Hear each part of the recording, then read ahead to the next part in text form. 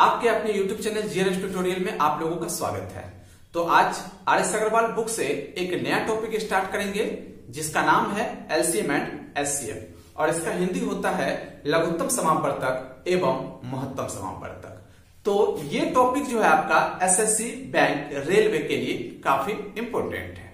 तो आइए जानते हैं सबसे पहला पॉइंट, एलसीएम होता क्या है। एलसीएम इसका फुल फॉर्म होता है लीस्ट कॉमन मल्टीपल, हिंदी लघुत्तम समापवर्तक होता है और इसको शॉर्ट फॉर्म में लॉसो भी बोला जाता है। ठीक है, अब ये एलसीएम का जो डेफिनेशन है इसके नाम से ही स्पष्ट है। इसका नाम क्या है?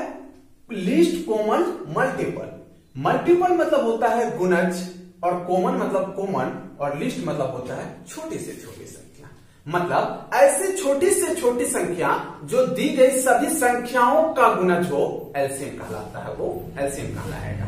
अब इसको दूसरे भाषा में बोले तो ऐसी छोटी से छोटी संख्या जो दी गई सभी संख्याओं से पूर्णतः कट जाए, एलसीएम कहलाएगा। ठीक है, अब देखिए इसका डेफिनेशन हुआ, छोटी से छोटी संख्या जो दी गई सभी संख्याओं से पूर्णतः विभक्त हो जाए वह संख्या एलसीएम कहलाता है। तो एक छोटा सा एग्जांपल लेते हैं, 6, 12 और 30।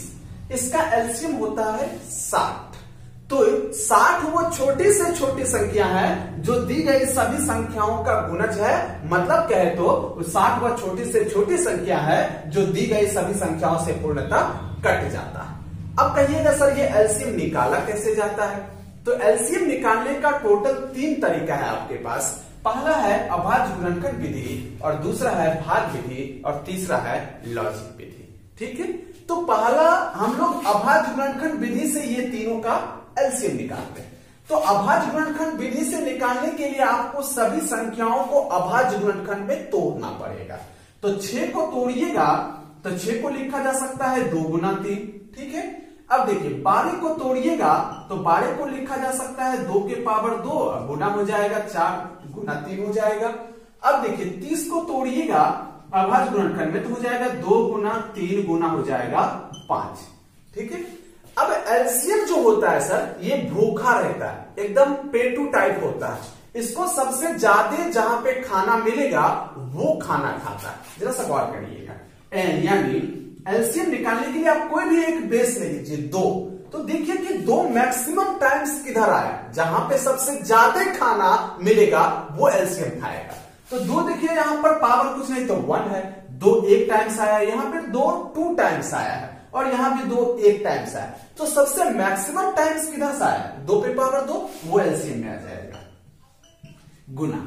अब देखिए 3 लेंगे, कोई भी अगला बेस उठाते हैं 3, तो 3 देखेंगे कि मैक्सिमम टाइम्स किधर आया है।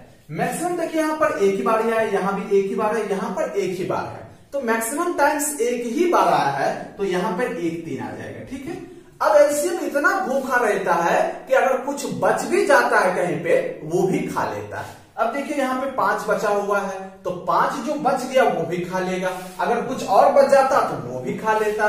5 बचा हुआ तो 5 इसमें आ जाएगा। अब ये सबका गुणनफल से एलसीएम निकल जाएगा। गुणनफल क्या होता है? 4 तिया 12 पंचे 60, यानी एलसीएम हो जाएगा आपका 60 आंसर। ये तो हो गया पहला तरीका। ठीक है, अब दूसरे तरीके यानी भाग विधि से एलसीएम निकालते हैं। दूसरा विधि से निकालने के लिए दी गई सभी संख्याओं को लिखिएगा। तो संख्या कौन कौन है? 6, 12 और 30 है। अब इसमें अभाज्य संख्या से तब तक भागा लगाते रहिएगा जब तक कि नीचे 1 1 1 ना बच जाए। ठीक है, अब देखिए यहाँ पे पहले मर्तबा हम 2 को अभाज्य संख्या ना 2 से लगाते हैं। तो 2 तिया 6, 2 6 के 12 और 15 दुना होता है 30। अब देखिए फिर एगो 2 से कटने वाला ना, अब एगो भी कटने वाला रहेगा तो लगा दीजिएगा। तो 2 से कटने वाला देखिए 3 से नहीं लगता है तो 3 ज्यों का त्यों लगेगा, 2 तिया 6 और 2 से इसमें लगेगा नहीं तो 15 ज्यों का त्यों रहेगा। अब देखिए हम लोग फिर 3 से लगाते हैं, 3 तो अभाज्य संख्या है, 3 एकम 3, 3 एकम 3 और 3 पचे 15। अब एगो 5 से लगने वाला है, फिर 5 से लगा देंगे। तो फिर 5 से लगाइएगा तो 1 ज्यों का त्यों उतरेगा, 1 ज्यों का त्यों 5 एकम 5।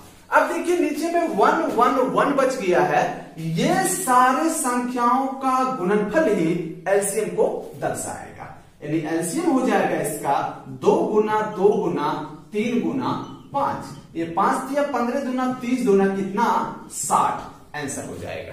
ठीक है, अब अगला जो तरीका है लॉजिक विधि, ये विधि बहुत ही आसान है और एग्जाम में हमेशा आपको इसी विधि का प्रयोग करना है। ये विधि है कि ये विधि में देखिए तीनों संख्याओं में जो सबसे बड़ी संख्या होगा उसको उठा लीजिएगा। तो बड़ी कौन है तीनों में 30 है, तो लिख देते हैं यहाँ पे 6, 12 और 30 था। अब ये देखना है सर कि 30 के सारे गुणजों को खोजना है, इसका ऐसा गुणज कौन है जो तीनों से कट जाता है। तो 30 का गुणज मतलब 30 का पहाड़ा, जैसे 2 का पहाड़ा पढ़ते 2 कम 2, 2 दूना 4, 2 तिया 6, 2 चौके 8 है ना, तो 30 का भी पहाड़ा पढ़ेंगे। 30 एकम 30, क्या ये 30 जो है तीनों संख्याओं से कट जाता है? देखिए 6 से कट जाता है, 30 से कट जाएगा, 12 से तो नहीं करता, तो ये एलसीएम आपका नहीं होगा। अब 30 का दूसरा गुणज पे जाएंगे हम लोग। 30 एकम 30, 30 दूना कितना होता है 60। तो अब ये देखेंगे क्या ये 60 जो है दी गई सभी संख्याओं से कट रहा है पूर्णतः? हाँ, तो 6 पंचे 6 10 है 60 और 12 पंचा 60 और 30 दूना 60। हाँ, ये वो छोटा से छोटा गुणज है जो दी गई सभी संख्याओं से कट रहा है, तो यही हम लोगों का क्या कहलाएगा 60 एलसीएम हो जाएगा। ठीक है, तो अब अगला पॉइंट है हम लोगों का एचसीएफ। तो जानते हैं हम लोग कि एचसीएफ, आइए जानते हैं फिर से एचसीएफ क्या होता है। एचसीएफ का फुल फॉर्म होता है हाईएस्ट कॉमन फैक्टर। इसका हिंदी होता है महत्तम समावर्तक, जिसको शॉर्ट में मॉसो भी बोला जाता है। ठीक है, अब देखिए इसका भी डिफिनेशन इसके नाम से ही स्पष्ट है। फैक्टर मतलब होता है गुणनखंड, और कॉमन मतलब कॉमन, और हाईएस्ट मतलब होता है बड़े से बड़े। मतलब ऐसी बड़ी से बड़ी संख्या जो दी गई सभी संख्याओं का फैक्टर हो। अगर दूसरे भाषा में बोले, ऐसी बड़ी से बड़ी संख्या जो दी गई सभी संख्याओं को काटे। ये बड़ी से बड़ी जो दी गई सभी संख्याओं को काटे वो एचसीएफ कहलाएगा। एलसीएम क्या था सर? वैसे छोटी से छोटी संख्या जो दी गई सभी, जिसको दी गई सभी संख्या काटे। ठीक है, एचसीएफ क्या है? ऐसा बड़ा से बड़ा फैक्टर, यानी ऐसा बड़ा से बड़ा संख्या जो दी गई सभी संख्याओं को काट दे, एचसीएफ कहलाएगा। अब इसका डेफिनेशन देखिए, वह बड़ी से बड़ी संख्या जो दी गई सभी संख्याओं को पूर्णतः विभक्त कर दे, वह संख्या एचसीएफ कहलाता है। अब देखिए एक संख्या ले लेते हैं 36, 24 और 84। इसका एचसीएफ होता है 12। मतलब वो 12 बड़ी से बड़ी संख्या है सर जो दी गई तीनों संख्याओं को पूर्णतः काटेगा। 12 से बड़ा ऐसा कोई भी संख्या नहीं है जो इस सबको पूर्णतः काटेगा। तो एचसीएफ क्या हो जाएगा? इन तीनों का 12 हो जाएगा। अब आपके दिमाग में ये चल रहा होगा कि एचसीएफ निकाला कैसे जाता है। तो एचसीएफ निकालने का भी यहाँ 3 तरीका है। पहला है अभाज्य गुणनखंड विधि, दूसरा है भाग विधि, और तीसरा है लॉजिक विधि। तो सबसे पहला पॉइंट जानेंगे सर अभाज्य गुणनखंड विधि से एचसीएफ कैसे निकाला जाता है। तो देखिए आपको संख्या जो भी दिया है उसको अभाज्य गुणनखंडों में तोड़ना है। तो 36 को तोड़िएगा, तो 36 को तोड़ने के बाद आता है आपका 9 चौके 36, यानी 3 के पावर 2 गुना हो जाएगा 2 के पावर 2 हो जाएगा। ठीक है, अब जरा सा आगे बढ़ रही। अगला है आपका 24। 24 को छोटे छोटे खंडों में तोड़िएगा तो ये हो जाएगा आपका 8 तिया 24 होता है, 2 के पावर 3 हो जाएगा, गुना हो जाएगा 3, 8 तिया 24।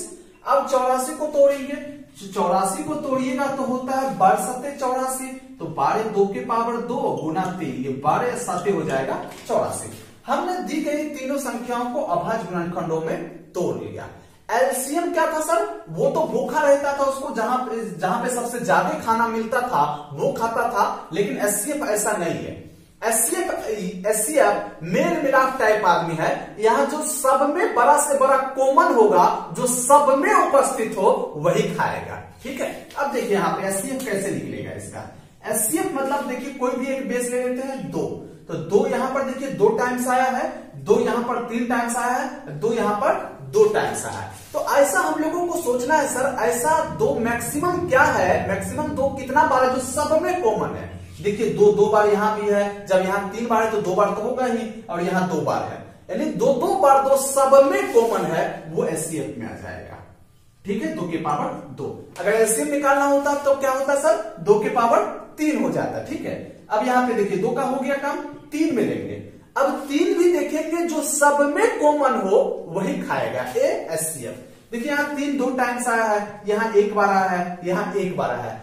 तो 3 ऐसा कितना 3 है जो सब में कॉमन है, तो एक एक को 3 तो सब में है, तो वो 3 आ जाएगा HCF में। अब देखिए यहां पर 7 बचा हुआ है, तो HCF बचा हुआ वाला नहीं खाता, जो सब में कॉमन रहेगा हाईएस्ट वही खाएगा।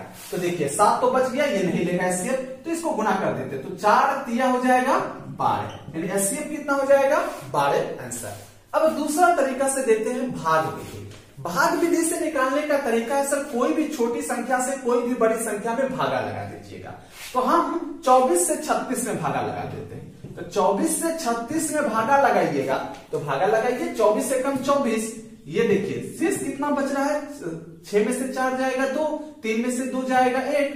अब जो ये शेष बचा, अब ये यहाँ का राजा हो जाएगा, और एक जमाने में जो सबको काट रहा था अब वो प्रजा हो जाएगा। अब देखिए 12 काटेगा किसको, 24 को। देखिए 24 में फिर भागा लगाएंगे 12 से, तो 12 दूना कितना 24।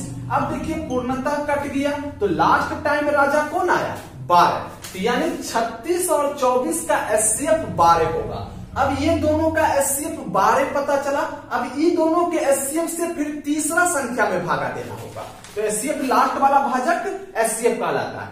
फिर 12 से हम लोग किस में भागा देंगे, तीसरा संख्या में।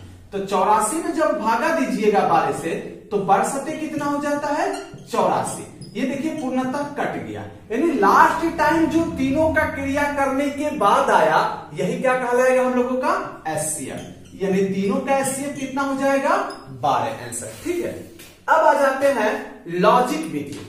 लॉजिक सर वो तो नाम से ही स्पष्ट है कि कैसे निकालना है HCF। फैक्टर मतलब गुणनखंड, और कॉमन मतलब कॉमन, और हाईएस्ट मतलब बड़ी से बड़ी, मतलब ऐसा बड़ा से बड़ा फैक्टर जो सबका कॉमन हो।